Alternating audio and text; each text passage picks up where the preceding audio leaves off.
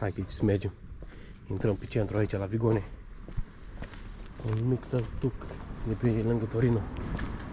O, ce quiet. Mai trece o mașină. Calță bine, a? Vedem și noi ce e mai încolo, dacă.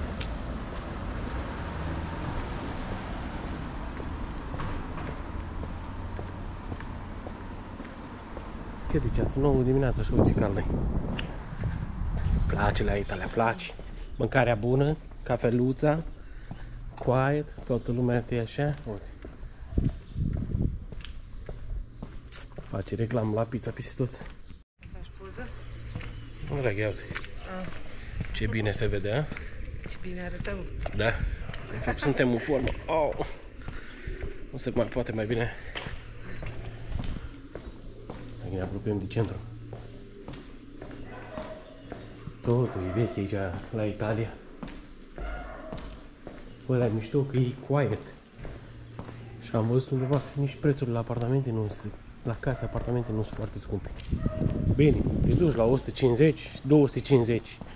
Dar ții mai casa, cum state pe aici. Deci de sus până jos, cu garaj, cu magazin, cu ce vrei. Bine, am văzut la 50.000. Uite. Librării, îți iei carte, nu te întreabă nimeni de sănătate.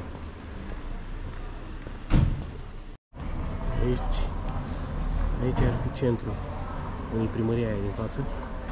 Și la cafeneaua asta aici am băut un espresso în ăla scurt. Și mi-a dat acum un vibe din ăla de Italia, foarte bun. Mergem pe unde? Piccolo, piccolo. Hai pe aici. Vedem. Aici se muncește.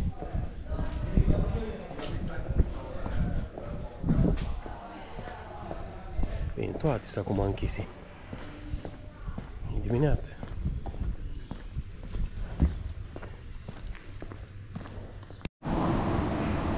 Și peste tot în sătucul ăsta vezi toate scoarcale. Place. Place ce văd. Uite și aici o biserică sau ce e asta. Adică așa pare, nu? Ceva mai vechi. Ia uite. Aici se poate păstra. La România Canci.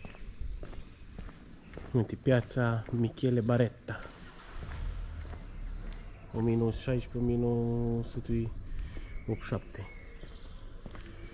Uite, aici se poate. La noi nu se poate, în România. Și curățenii pe străzi. Lasă bicicleta, nu ți-o fură nimeni. Vii la Irlanda, trebuie să-i pui și pe față, și pe spate la cât. Și alarmă, trebuie să-i mai pui și cover. Altfel vine unul să-ți dă el indicații. Nu așa se pune, cum să o legi, știi, ca să fie lumea ușor, să te furi. Iau, vine pe de piatră.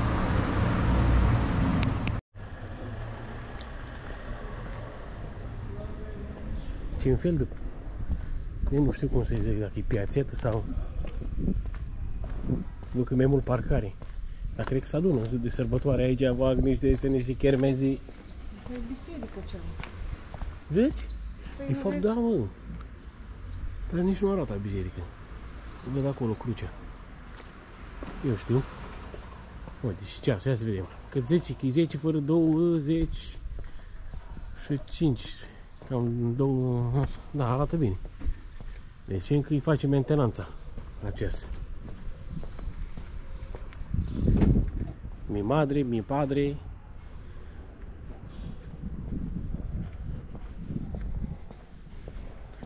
Fiecare om e liniștit, deci vede treaba lui aici. De-aia să vedem și noi ce acolo. Cum avem și noi din astea. În România, la noi se numește ciușmea. Aici e tot la fel, ciușmea. Dar e la Italia. E ciușmea cu apă minerală. E altă treabă. E pe șmecherii, bă, italianul. Îți dă apă gratis, dar ți-o dă și gazoasă.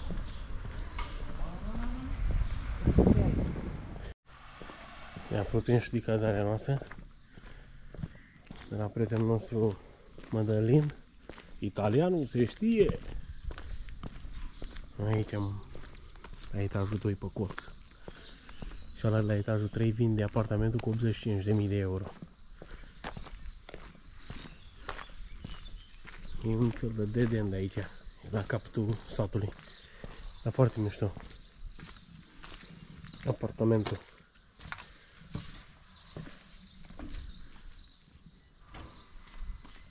Și very quiet, asta îmi place. Că e liniște.